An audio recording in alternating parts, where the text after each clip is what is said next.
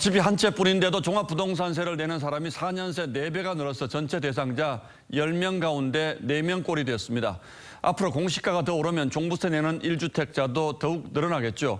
부동산 부자들에게만 부과한다던 종부세 취지가 국민 세금처럼 변하고 있는 이 상황이 어떤 부작용을 불러올 수 있을지 지금부터 따져보겠습니다. 윤슬기 기자, 네. 종부세 내는 1주택자가 4년 새 4배나 늘었다고요?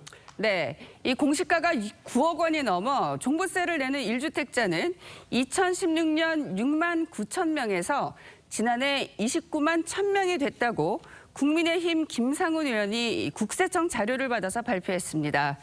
4년 새 4배 이상 증가한 건데요. 그러면서 전체 종부세 대상자 중에서의 비중은 25%에서 보시다시피 43%로 늘어 10명 중 4명꼴입니다. 청와대 게시판엔 서울 강북의 20평대 아파트에 10년 넘게 살고 있다는 50대 시민이 글을 올렸는데요. 예. 노후에 연금 100만 원을 받아 종부세로 다 나갈 판이라며 실거주 1주택자에게 세금 폭탄이라니 내가 부동산 적폐냐고 항의했습니다. 예, 지금은 이런 아우성이 나올 수 있죠. 집값은 엄청나게 올랐는데 종부세 기준은 9억 원으로 묶여있는 탓도 크겠죠. 그렇습니다. 한 시중은행 조사 결과 서울 아파트의 지난달 중위값 시세는 9억 7천여만 원인데요. 집값이 이 상태에 머문다고 가정해도 공시가의 시세 반영 비율이 올해 70%에서 앞으로는 90%까지 오르기 때문입니다.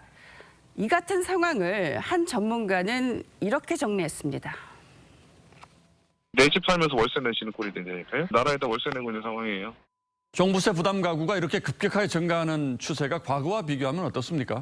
이 종부세 기준이 9억 원으로 확정된 2009년부터 국세청 자료를 보시면 종부세를 내는 1주택자는 2009년 6만 7천 명, 2010년과 2011년엔 8만 명대, 그러다 7만 명, 5만 명대로 떨어지더니 2014년엔 이 4만 8천 명까지 줄었습니다. 자, 그러다 2018년 처음으로 10만 명을 돌파하더니 지난해엔 30만 명에 가까워진 거죠. 물론 비싼 집 살면 세금 많이 내는 건 당연한 일입니다만 지금 표시된 이 영역에 있는 이분들을 다 부동산 부자라고 하기는 어렵지 않겠습니까?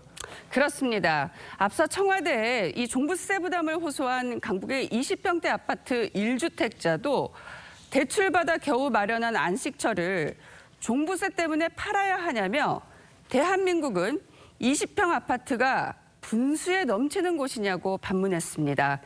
자, 고액의 부동산 보유자에게 세금을 부과해 조세 형평성을 제고한다던 이 종부세법 1조의 의미가 무색해진 상황이죠. 1주택자들이 주택정책이 잘못돼서 세금을 덩달아 내게 하는 것은 올바른 조세의 정책 시현이라고 볼 수가 없습니다.